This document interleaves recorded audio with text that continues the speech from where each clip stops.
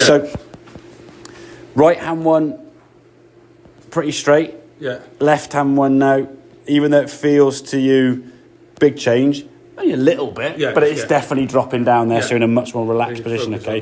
And the thing is, if we actually look at these swings, and we can't, the grip from face on there, we're not going to see, obviously, okay, because I want to sort of see down the line, see the ball flat and show you, okay?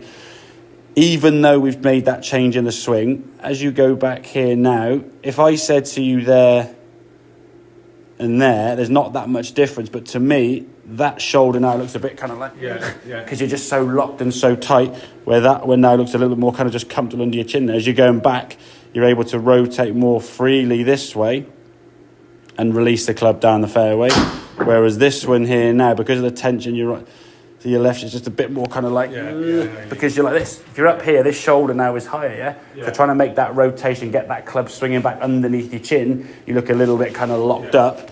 And because of this now, as you get tight up, then you sort of drop him back. There's a big lunge into that golf ball.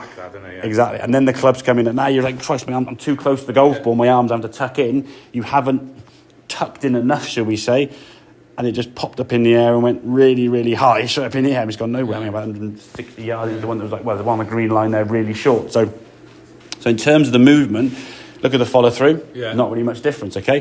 If we actually look at the swing in full speed, and we'll put these sort of side by side swing. Come here. There you go. If you look at the one on the left, so this one on the right, full speed, and the one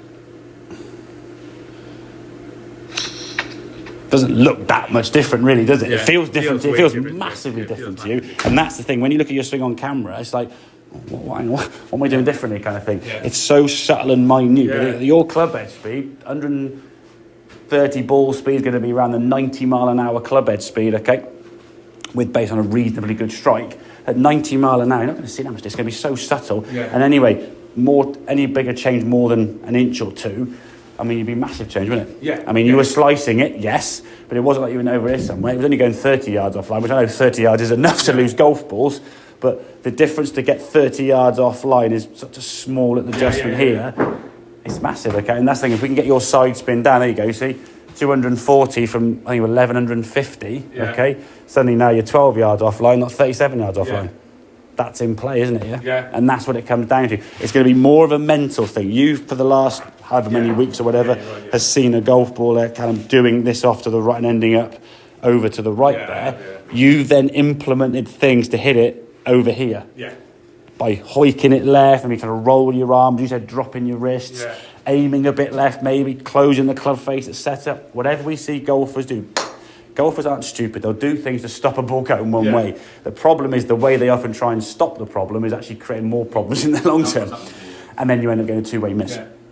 Now the ball is going straighter because of the setup, the grip, the posture, which again is all static. There's no real kind of swing changes as such, okay? You don't need to worry about the slice, but your brain will. It doesn't just go and disappear. So the first few games you might play, and you might be cursing when you're hitting the ball left in the trees on the other side of the golf course, but understanding why it's happening, okay? It's just a trust issue, and then hopefully then start getting back so you can play golf. And when you play golf, you want to stand on any golf course, it's here, Ashburn, wherever you're playing, and go, right, my ball is here, the target's down there, I'm hitting it to there. Not going, right, here's my golf ball here, right, where's the trouble? I don't want to go over there to the right and then try and wing it as far left as you can, or vice versa, you're right, You want to set it there and hit it. The 16th on the map. I always end up right there because I'm just scared of the water, aren't you? Exactly. And again, you could have played 15 holes prior to that hole and buttoned every drive down the middle of the fairway, a nice little draw. And you stand on that tee there. And if the water was, if we put, a cover over that water, so it wasn't in play, you wouldn't be worried about going where that water is. Okay? It's only because the water is there, now you have a problem area. And that's the problem. The brain sees trouble and goes, oh, I must avoid, rather than seeing where you want to go. And that's the mental side of the game of golf, okay? But looser, arms are going to hang down, okay? So they're just a bit more underneath the shoulders, okay? We want to try and get that kind of more relaxed setup. That is the same with every similar type of thing. Well, if we look at so that would be kind of where you want your setup to be there with a drive. If I do a red line, change colour. If I do a red line here now, this would be probably sort of 5 iron, I guess. And then here would be kind of pitching wedge. I'm still doing that with all the clubs. Probably, yeah. It just won't be. It won't be because the club's shorter, isn't it? Yeah, the club's shorter. You know, if you wouldn't have your arms up here and have a club that's down here, your arms are going to be. I'm not having as many problems with my eyes. I'm not like. I'm top. They're shorter, so you have this height issue with your arms being up here won't occur so much because the club is shorter, okay? And you got more loft, so you can't slice so much. Yeah. So the problems that you have with the driver won't sometimes show its teeth. The same way maybe the problem with the pitching and the chipping last time wouldn't show it with the driver because it's a different fault, you see, yeah? So faults don't always give the same outcome on a different club, yeah? Sometimes a driver fault will give a different fault with a wedge or an iron or whatever, yeah? Make sense, everybody? Yeah, cool. Great.